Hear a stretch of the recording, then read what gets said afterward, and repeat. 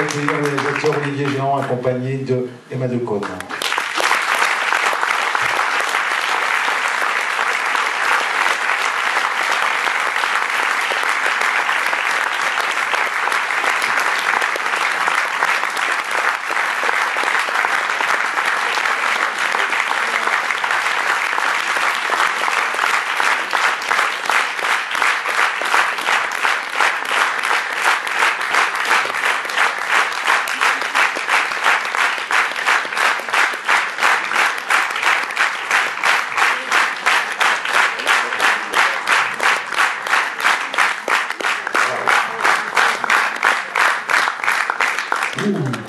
Ça fait du bien. Ouais. Merci beaucoup. Merci beaucoup. Alors, des micros vont circuler dans la salle. Dès que vous souhaitez réagir, intervenir, poser une question, donner votre ressenti, lever la main de façon à ce qu'on puisse vous emmener un micro pour que tout le monde puisse vous entendre. Et comme je le dis de façon systématique, voilà, dès qu'on a la chance d'avoir une partie de l'équipe du film à l'issue de la projection, ils sont vraiment là pour échanger avec vous, recueillir voilà, vos impressions, votre ressenti, parce que quand le film sortira le 1er avril, en salle, ben voilà, il vivra sa vie, etc. Et ces moments un petit peu privilégiés, et pour l'équipe du film, et pour nous aussi, vos publics et l'équipe du cinéma, ben voilà, c'est maintenant que certaines choses se disent et se passent, et il faut vraiment en profiter et se lâcher. Alors je sais bien, par rapport au thème du film, il vous faut un petit peu de temps pour revenir parmi nous. Donc voilà, dès que vous souhaitez réagir, levez la main, on vous emmène un micro, et donc je vais un petit peu amorcer de façon très bateau et très basique cet échange. Sur, ben voilà, en fait, l'idée initiale, l'envie de ce film. Donc voilà, 15 ans séparent le premier long métrage du second, et tout à l'heure je le disais en présentation, c'est parti quand même, le thème de ce film, le scénario d'une histoire quand même très personnelle. Non, l'histoire très personnelle, c'est que c'est la maison de mon père, et voilà. Pardon. Ouais, accueilli, donc...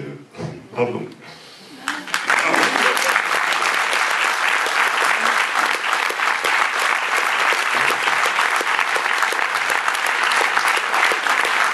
Non, mais voilà.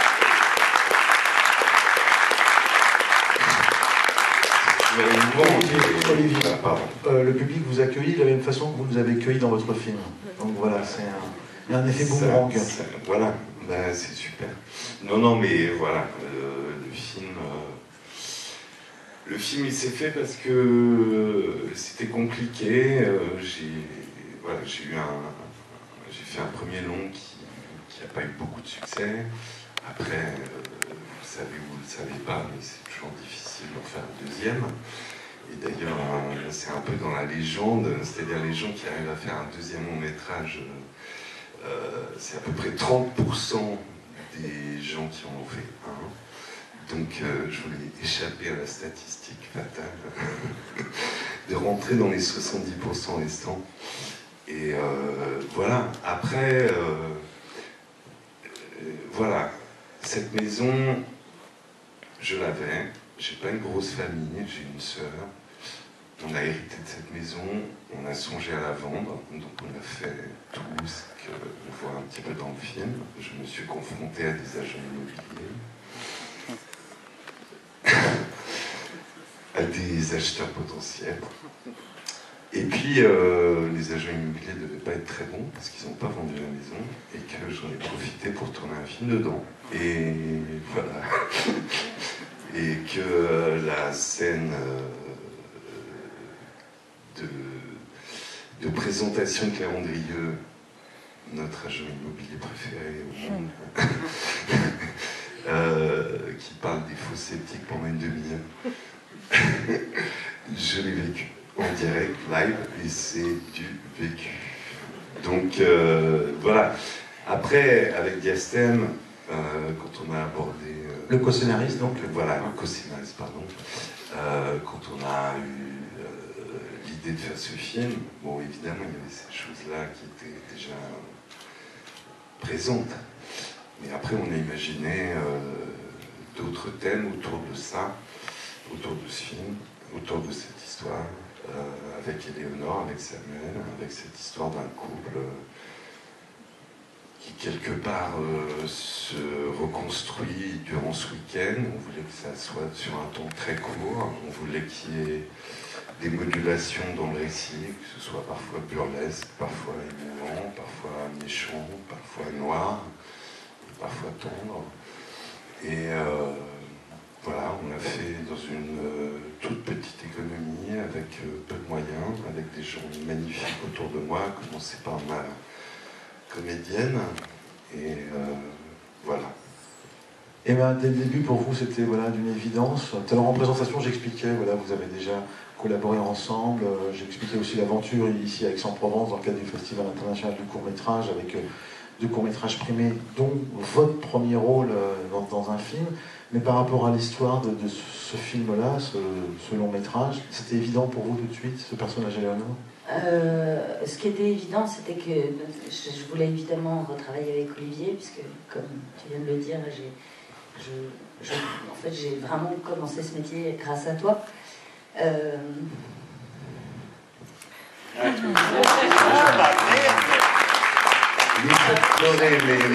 C'est chargé, ouais.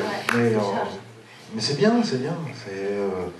Voilà, vous êtes cueillis comme le public est cueilli. Et donc voilà, du coup, l'évidence de rejouer. On va tous pleurer, c'est ça? Non, parce qu'on va rigoler. Voilà. L'évidence voilà, de reparticiper. Oui, mais moi, donc, il se trouve qu'en plus, Diastème, qui a coécrit donc avec Olivier, c'est aussi quelqu'un avec qui j'ai beaucoup travaillé au théâtre, aussi dans son premier long métrage qui s'appelait Le bruit des gens autour. Et voilà, ces deux-là, ensemble, qui écrivent un scénario, qui plus est, qui m'écrivent vraiment un rôle, pour moi, magnifique. Enfin, évidemment que je ne me suis pas posé la question une seconde. Et puis après, c'est allé très vite, en fait, parce j'ai lu le scénario au mois d'avril, je crois, et on a tourné en septembre. Et je crois que c'est un peu ça, là, aussi, l'histoire de ce film, c'est qu'on a... D'abord, le scénario était absolument magnifique, il n'était pas du tout classique, c'était assez littéraire, en même temps il y avait des choses un peu étranges dedans, il y avait des photos, c'était un objet en soi, et c'était très audacieux. Enfin, moi j'ai trouvé, à la lecture, je me suis dit, waouh, dis donc, alors on ne sait pas trop ce que ça va donner, mais on a envie d'y aller parce que ça sort des sentiers battus, parce que c'est une vraie proposition de cinéma, avec une très belle écriture et tout ça. Et je crois qu'après, tous les gens, enfin Olivier racontera ça mieux que moi, mais tous les gens qui ont suivi l'aventure, ils ont tous plus ou moins eu ce coup de foudre pour le scénario. Et ensuite, bah voilà, on partait à l'aventure. On a fait ce film en 20 jours, dans la maison de son père. On était une petite équipe et on l'a fait avec le cœur, en tout cas, ça c'est sûr. Oui, Olivier, vous voulez rajouter quelque chose? Non. S'il y a des questions, des réactions, je viens à vous. Bonsoir. Alors, merci d'être là pour le film, mais au niveau mise en scène, je ne comprends pas les regards caméra que vous faites faire, mais c'est surtout la dernière scène, c'est Emma Decaune qui dit, avec un regard caméra, ils seront à Paris et pas on sera à Paris. Je voudrais que vous m'expliquiez le... Ah non, je vous jure que non, c'est la voix off qui dit dans un peu moins de 2 heures, ils seront à Paris, c'est pas Emma Decaune qui dit. Elle est filmée en gros plan, mais c'est pas elle qui dit le... Non, mais le principe, c'est comme Emma vous l'a expliqué, le scénario il est écrit un peu à la manière d'un roman, c'est-à-dire qu'un scénario classique, c'est une action, un dialogue, une action, un dialogue.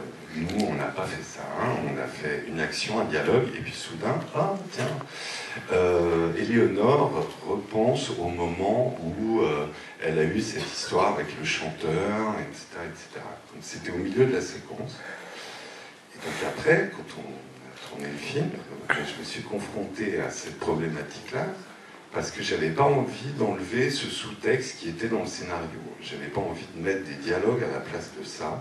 J'avais juste envie que les scènes fonctionnent en tant que scènes, mais que des moments de décrocher où soudain on se remémore, que ce soit, et ça nous arrive à tous dans la vie, c'est-à-dire d'être avec quelqu'un puis de décrocher un peu comme ça, et puis de réfléchir à des choses pendant que l'autre parle, je sais pas quoi. Et donc il fallait l'illustrer, donc on a trouvé ce moyen par le biais du métier d'Éléonore, qui est photographe, un peu plus classique dans les souvenirs de Samuel, qui sont des flashbacks, on va dire, un peu plus traditionnels. Et on avait envie aussi qu'il y ait une voix qui accompagne.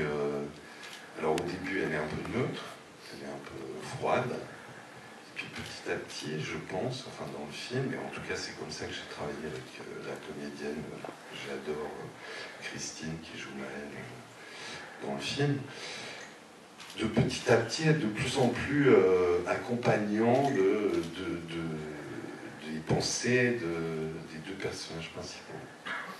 Donc voilà, quant aux apartés, les apartés caméra, on se balade un petit peu à travers la France en ce moment, et on ressent que les gens apprécient ça parce qu'ils ont l'impression qu'on s'adresse directement à eux, et que j'aime bien qu'un film ne raconte pas juste que la surface qu'on imagine après, mais qu'après on ait un regard un peu plus approfondi sur les personnages. Enfin, en tout cas, c'est le jeu que j'ai essayé de pratiquer pour ce film. J'ai essayé de jouer avec toutes les propositions de cinéma qu'on pouvait faire. Enfin, pas toutes, mais en tout cas certaines. Et d'essayer de trouver une espèce de fluidité globale sur le récit, en entremêlant des éléments qui étaient peut-être un peu disparates à la base, mais qui sont liés au final, je pense, qui fonctionnent relativement bien. Autre question, réaction, ressenti? Ouais, levez la main pour revenir, pas si vous souhaitez réagir.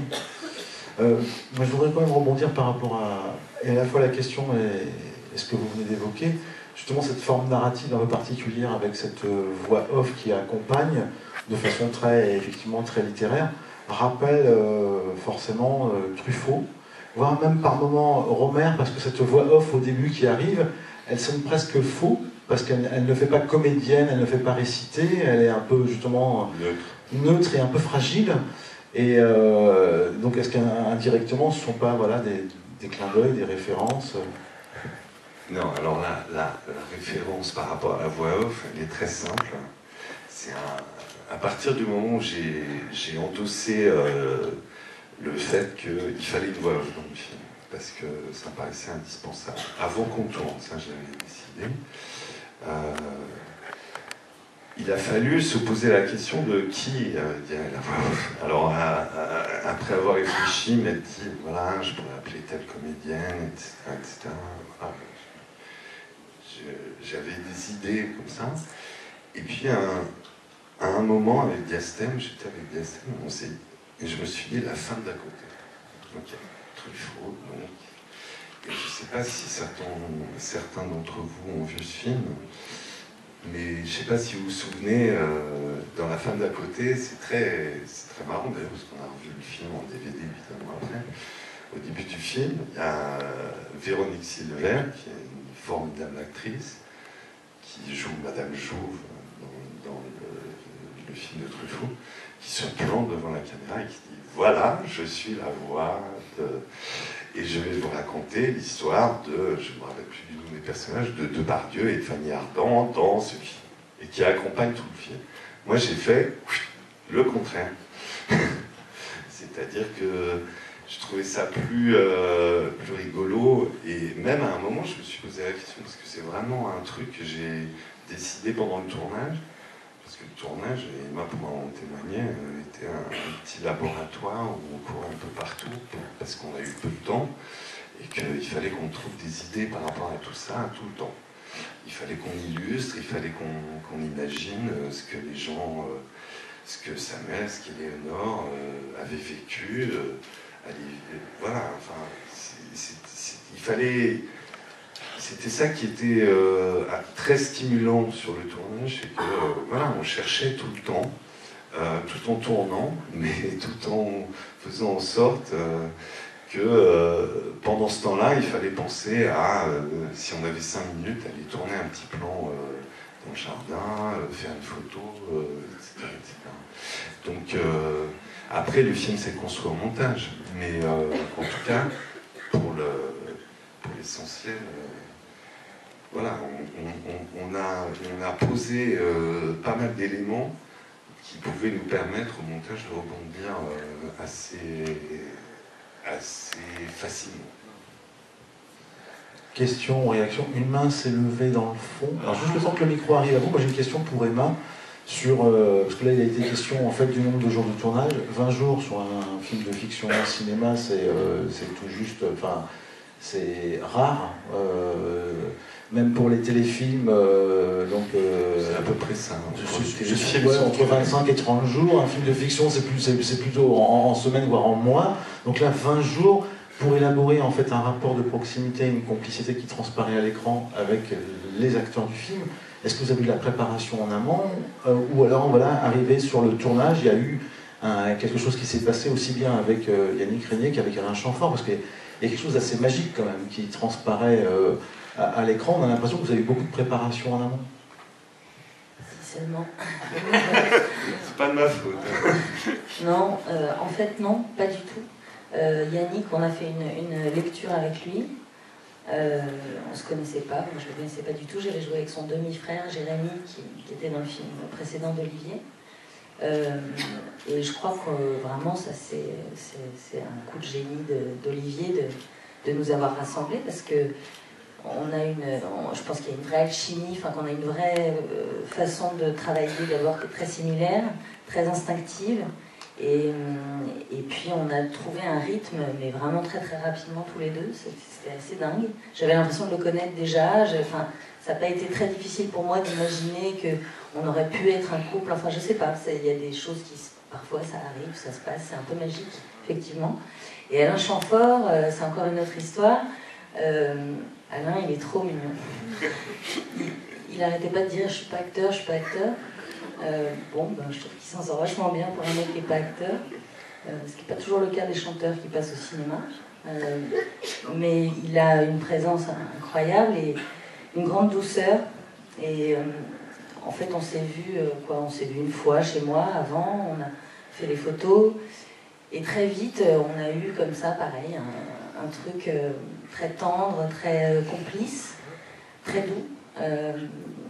C'est quelqu'un qui m'aimait beaucoup, donc j'étais vachement contente que ce soit lui, mon papa de cinéma, et pas Franck Dubosc, par exemple. Voilà. Donc et puis en plus, je trouve qu'on se ressemble un peu. Donc je trouve que c'est pareil, je trouve que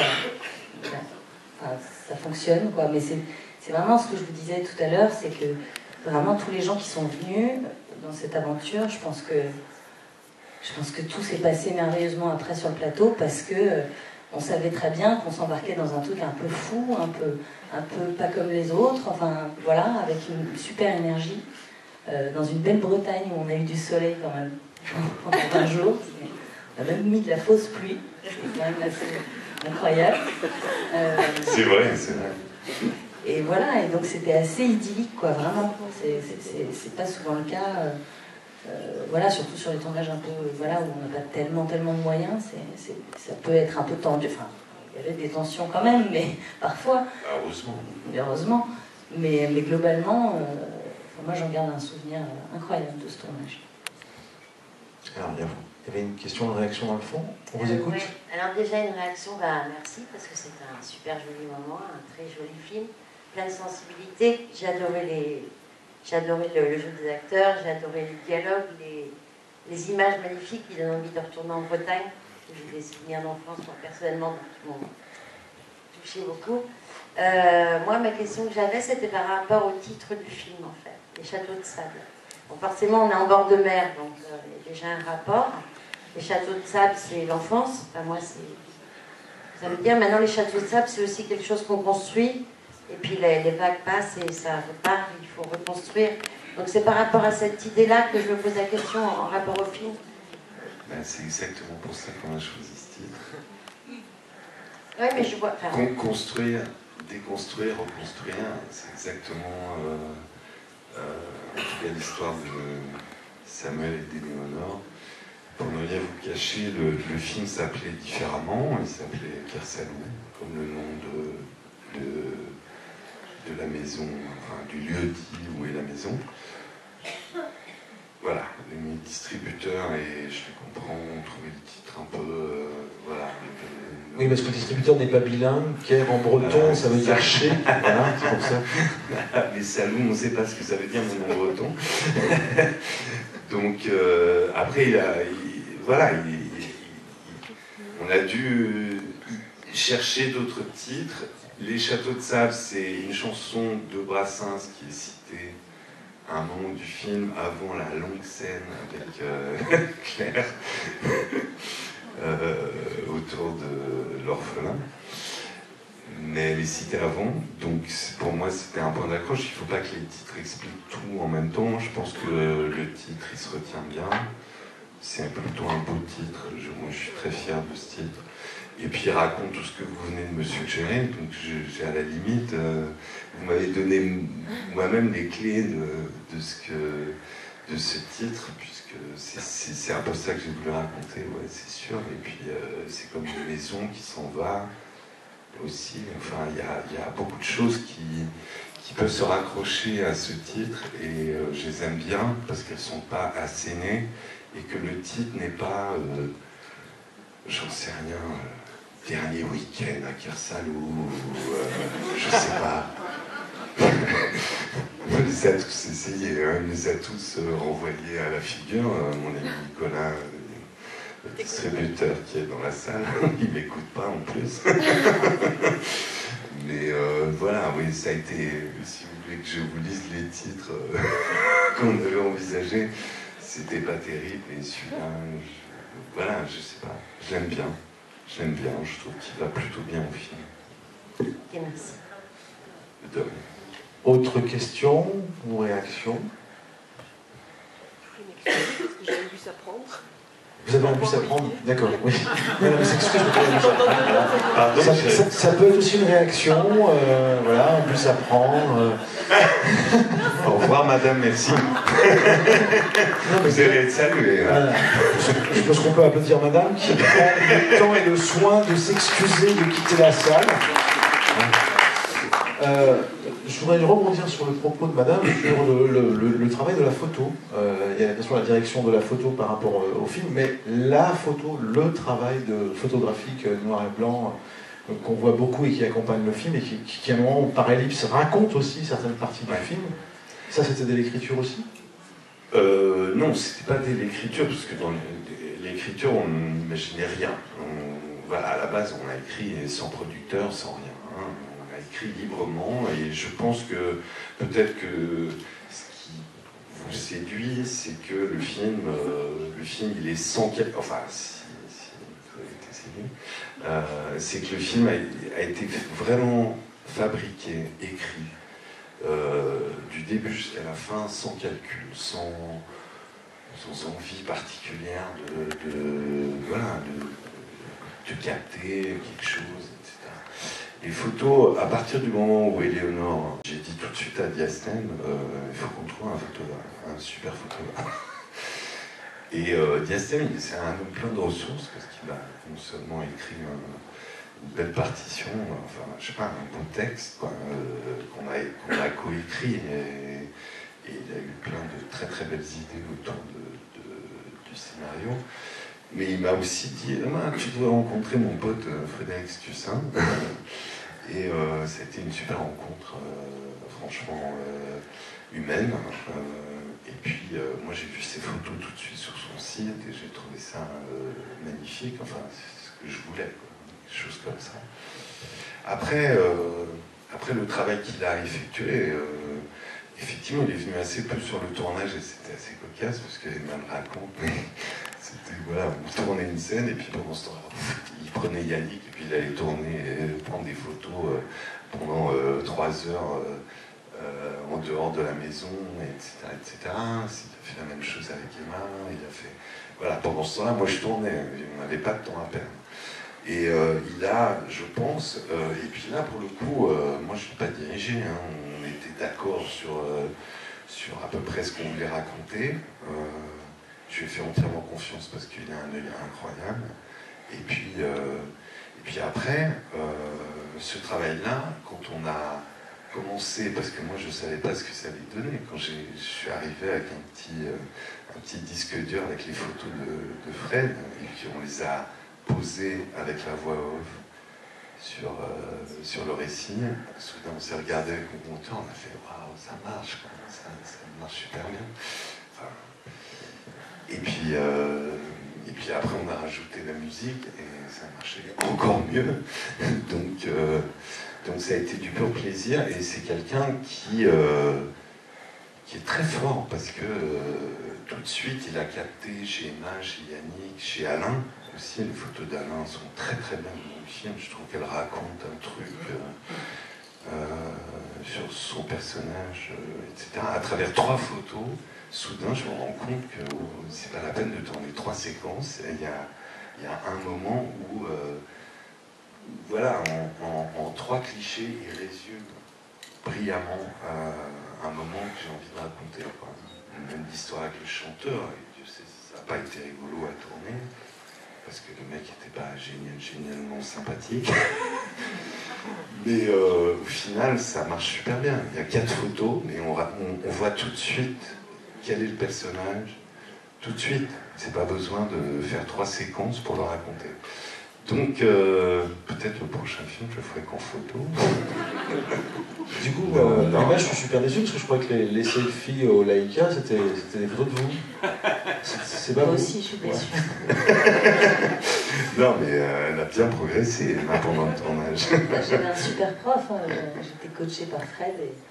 Et non, oui, enfin, il y a certaines photos que j'ai faites qui n'étaient pas si mal, qui étaient moins bien que les siennes, bien sûr. Mais non, c'était très rigolo parce que c'est vrai qu'il y a eu des fois pas mal de photos qu'on voit d'ailleurs au générique de fin. C'est vrai qu'on les faisait en loose day dans un coin de la maison, pendant qu'ils tournaient dans un autre coin de la maison.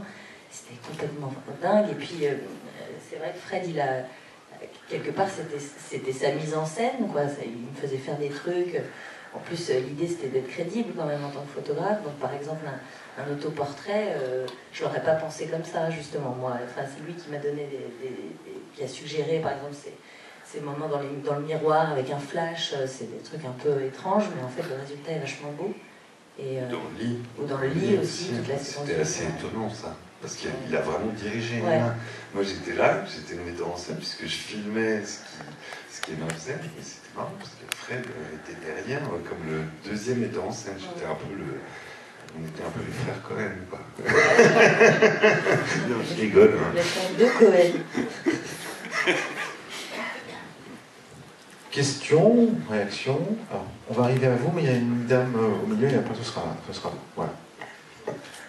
On vous écoute. Oui, bonsoir. Merci pour ce superbe film. J'ai beaucoup aimé.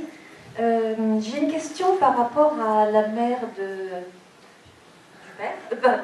Excusez-moi. J'ai une question par rapport à la maîtresse du père. Lorsqu'elle vient dans la première visite, elle prend une boîte. Est-ce que c'est des photos? Qu'est-ce que c'est? C'est un livre. Ah, c'est un livre. Oui, en fait, non, mais la question revient de temps en temps. On voit Alain Chamfort au début, au pré-générique, mais pour le coup, vous rentrez dans le film, c'est pas obligatoire qu'on titre immédiatement, en train de feuilleter un livre qui prend de sa bibliothèque, qui a un livre dans une boîte noire, parce que c'est la seule édition qui existe de ce livre, qui s'appelle L'errance de l'oiseau, d'un prix Nobel chinois de littérature, qui s'appelle Gao Xingqiang, qui vit en France, absolument, en Provence en plus, qui n'est pas hyper connu, hein, c'est sûr. Je savais qu'il vivait en France, mais je ne savais pas qu'il vivait en Provence. Et ce livre, elle le reprend, et à la fin, la longue séquence avec Éléonore, elle lui explique que la première fois qu'elle a rencontré le père d'Éléonore, c'est quand il est venu commander ce livre. Alors effectivement, l'objet est un peu étrange, mais j'avais pas le choix. C'est-à-dire que 2 jours avant le tournage, on m'a amené le livre, j'ai fait, mais c'est bizarre. Parce qu'en fait, c'est un mélange d'estampes et de poèmes Donc c'est presque un objet en soi, c'est un objet d'art, quoi. Mais voilà, c'est la boîte noire, c'est pas la boîte noire dans 4e vitesse, c'est autre chose. C'est un peu le mystère du film, j'aime bien. Merci. Autre question, alors c'était devant, oui. Bonsoir. Je voulais vous dire déjà bravo pour le film. J'ai vraiment adoré. C'était vraiment un très très beau film. Et je voulais savoir que pour un film comme ça qui est à la fois drôle et émouvant, c'est plus facile de tourner ou de jouer des scènes drôles ou des scènes émouvantes. Si c'est plus facile? Oui. J'ai envie de dire Joker là, parce que non, bah, c'est-à-dire le vrai personnage burlesque du film, c'est Jeanne Rosa, qui est cette formidable Claire Andrieux, qui elle, c'est vraiment dans la dentelle quoi ce qu'elle fait, parce que c'est par toutes petites touches comme ça, mais elle fait un personnage extraordinaire de drôlerie et de burlesque presque. Donc en fait, c'est pas seulement, mais moi j'ai pas vraiment de scène. Enfin si, c'est des situations. Il y a la scène de la. La scène 57 par exemple. Ou la 57. La fin de 57. Non, la 57 elle est pas très drôle. Non, elle est pas très drôle. Non, pour la délicatesse de jouer cette scène. Non, oui, mais alors ça c'était encore autre chose. Donc nous parlons de la 57, qui est donc la scène. Comment on peut le dire? D'amour. D'amour. De retrouvailles. De retrouvailles. De retrouvailles, ouais. Corporelles. On a, voilà, corporelles. Retrouvailles corporelles. C'est très sexy, ça. Celle-ci, on l'a chorégraphiée. Hein. C'était vraiment au millimètre. Hein. Ça, c'était plutôt... voilà, ces scènes-là, elles sont toujours compliquées à tourner. Et voilà, après, quand on a des comédiens qui sont aussi précis dans surtout cette longue scène d'engueulade qui finit par cette scène d'amour, on l'a travaillé, on fait des propositions par rapport à ça, etc. Après, c'était une fluidité totale. Voilà, c'était très investi. Et voilà, après, le réalisateur, quand il a posé un peu le principe de la scène, il est juste à dire ça va, ça vous dérange pas? Voilà. C'est horrible. Je vous jure que là on est toujours. Elle était super.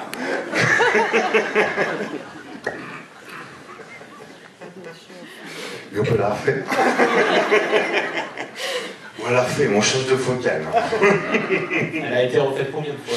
Oh là là. Tellement. Non, 3 avec des focales différentes.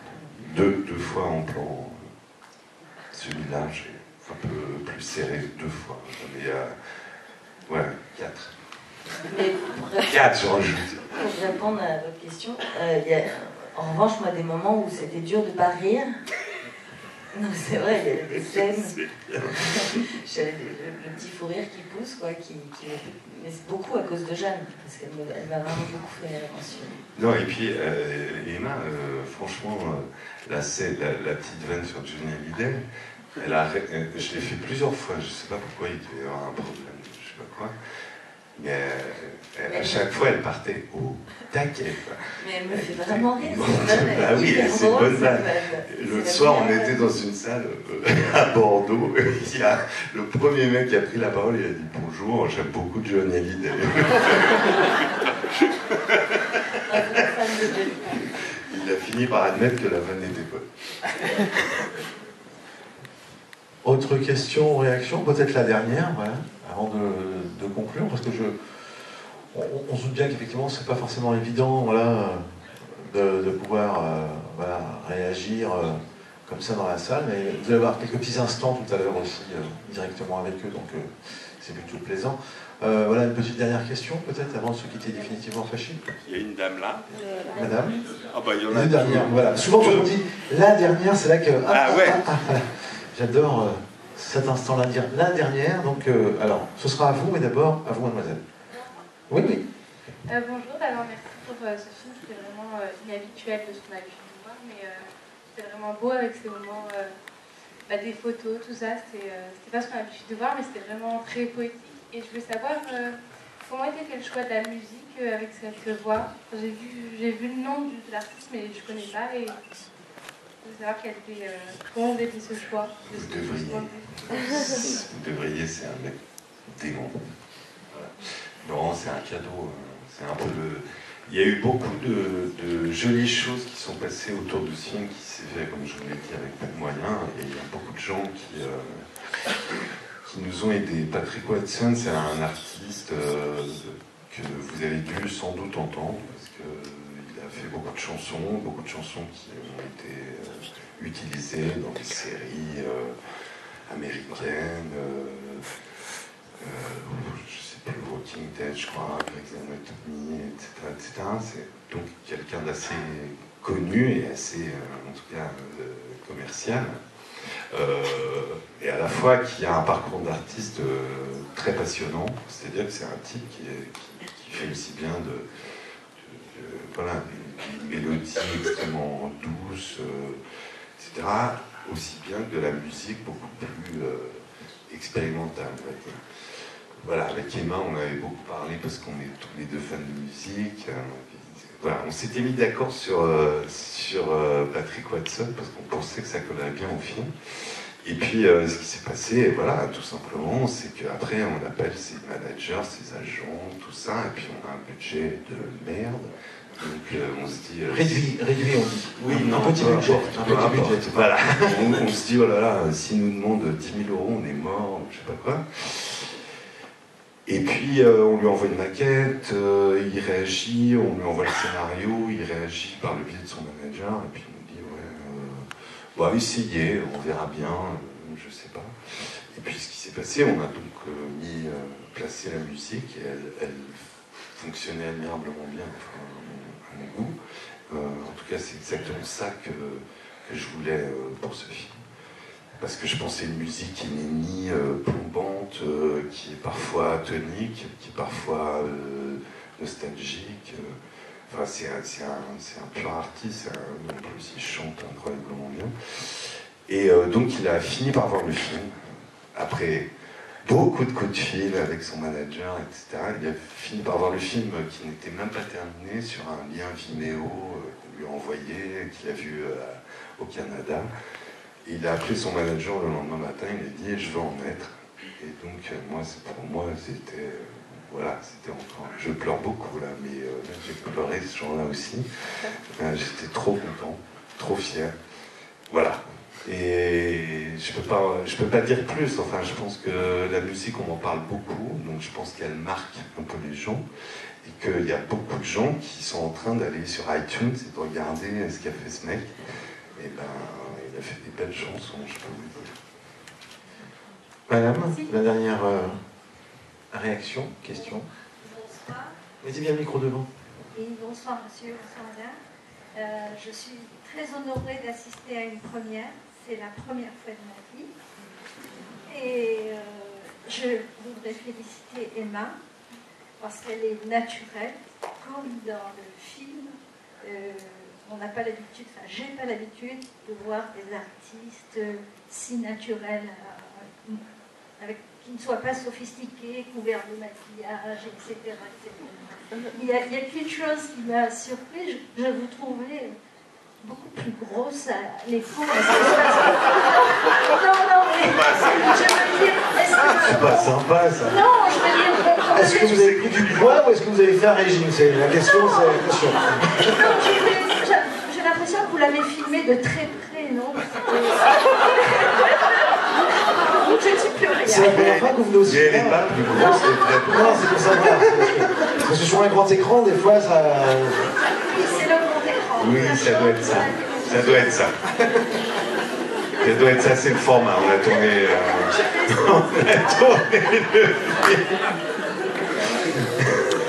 Non, je pense pas qu'elle est... Je la pèse de temps en temps. Ça se passe.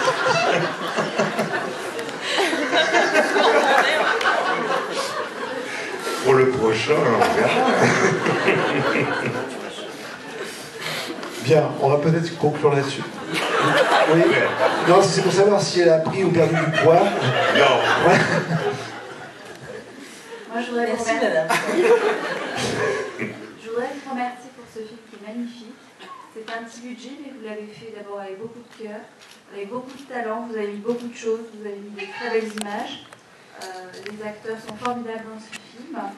Et ce que je voudrais dire aussi, c'est que cette voix en off, ça apporte beaucoup de tendresse à ces personnages. On se sent très proche. Et je pense que c'est pour ça que c'est un film formidable qui nous touche beaucoup. Merci beaucoup. Conclure là-dessus. C'est la bonne Au passage, je voudrais profiter pour remercier le distributeur, voilà, Nicolas qui représente la belle compagnie, parce que voilà, si on peut avoir le film ce soir, c'est aussi par rapport au travail du distributeur que je vous demande voilà, d'applaudir qui est dans le fond de la salle. Je vous rappelle que le film sort le 1er avril, donc si vous avez aimé, parlez-en aux gens que vous aimez bien. Si vous n'avez pas aimé, parlez-en aux gens que vous n'aimez pas. Voilà. Ça change absolument rien pour vous, mais ça peut changer la vie du film. Puis il y a les réseaux sociaux, oui. Voilà, profitez de faire... Il y a faire... une page Facebook, voilà. Ça nous fait très plaisir parce qu'on se balade depuis 10 jours à travers la France, ça se passe bien et les gens mettent des petits commentaires, voilà, c'est sûr. Commentaires. Non, il faut que le film existe, c'est pas simple, on se bat contre beaucoup de films qui sortent la même semaine, donc si vous l'aimez, faites-le savoir, ouais, c'est sûr. Là je prends mon truc comme sandwich, mais j'aime pas trop ça, mais c'est vrai que c'est important. Merci en tout cas à tous les deux, on est très très heureux de vous avoir accueillis. Merci beaucoup.